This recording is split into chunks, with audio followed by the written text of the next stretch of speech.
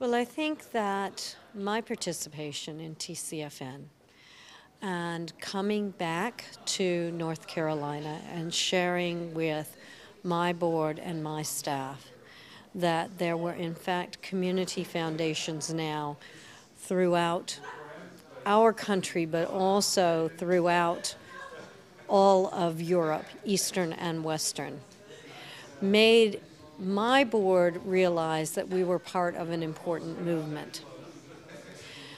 I think that realizing that there were community foundations in places that were just barely trying to build the beginnings of civil society gave us an appreciation for the role that a community foundation could have in civil society in the United States as well.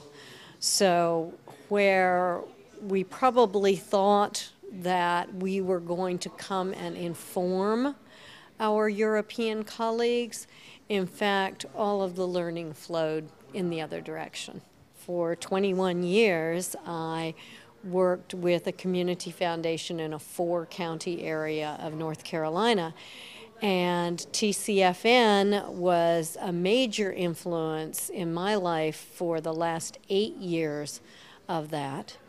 And partly as a result of my work through TCFN and my opportunity to learn about and work with community foundations outside the U.S., 2 years ago I made the decision personally to work full-time in the field of community philanthropy internationally.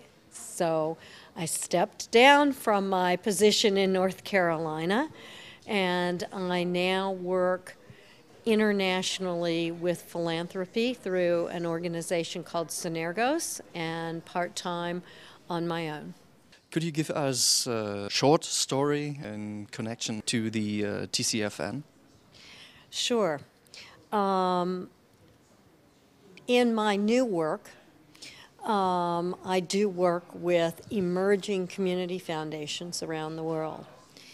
And I had the opportunity last year to work with the first community foundation in Macedonia.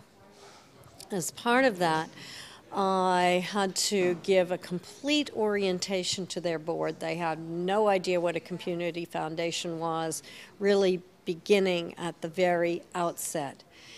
And it's a challenge to convey the community leadership work of a community foundation. So I chose the piece that the TCFN produced called More Than Money as my introduction to a group of Macedonians who'd never heard of a community foundation before to the community leadership work of this field.